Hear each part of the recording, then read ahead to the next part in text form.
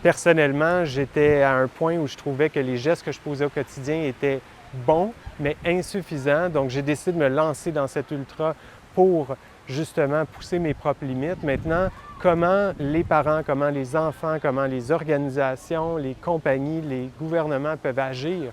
Puis qu'est-ce que vous pouvez faire, vous, dans votre sphère, à vous? Quel ultra pouvez-vous faire pour la protection de la planète? C'est ça le but d'Ultra Trail Monarch. Mon nom, c'est Anthony Bata. À partir de samedi prochain, le 29 juillet, je vais partir à la course à pied et je vais essentiellement suivre le parcours migratoire du papillon monarque. Je quitte Montréal et je vais me rendre jusqu'au centre du Mexique, dans une région qui s'appelle Michoacán. Le parcours au complet est environ 4500 km. Je vais courir approximativement 50 à 55 km par jour. J'ai déjà couru des distances importantes, mais jamais comme celle-là. Donc, c'est clairement une zone d'inconnu pour moi. L'idée est née l'année dernière, à pareille date environ, où le Monarque a fait les manchettes ici à Montréal à deux occasions, de façon assez concomitante. Tout d'abord, il y a eu le scandale du chant des monarques au Technoparc dans l'ouest de la ville. Il y a des organismes internationaux qui l'ont placé encore plus en danger sur le spectre des espèces en péril. Puis ça m'a forcé à me rappeler les enjeux qui l'entourent, sa magnifique migration jusqu'au Mexique. J'ai commencé à faire des parallèles avec la course à pied, l'ultra-endurance, puis les fils se sont attachés, puis j'ai décidé de lancer le projet. Au quotidien, je vais courir pendant la bonne partie de la journée.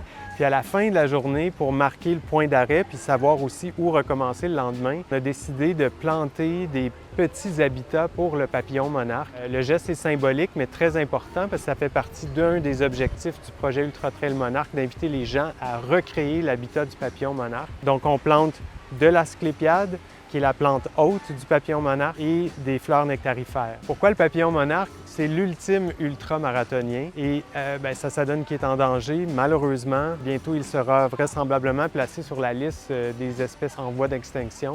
Donc il a besoin de notre aide, puis je suis convaincu que ce qui lui arrive présentement, c'est un peu un reflet de ce qui pourrait nous arriver plus tard si on ne change pas nos habitudes en matière de protection de l'environnement au sens large. On a décidé de vraiment mettre l'accent sur la prochaine génération. Pour moi, UTM, et pour mon épouse avec qui on crée ce projet, c'est un peu un cri du cœur. Il y a un message à notre fille Laurence qui vient d'avoir 10 ans et à sa gang qu'on est là pour les soutenir, qu'on est responsable pour les gestes qu'on a pu poser qui n'étaient pas parfaits, mais qu'on est conscient de tout ça et qu'on est prêt à passer à l'action. Je vais avoir vraiment l'impression qu'Ultra Trail Monarque va avoir réussi quand les gens vont regarder le projet, prendre un pas de recul, puis se dire que finalement, protéger l'environnement, c'est possible.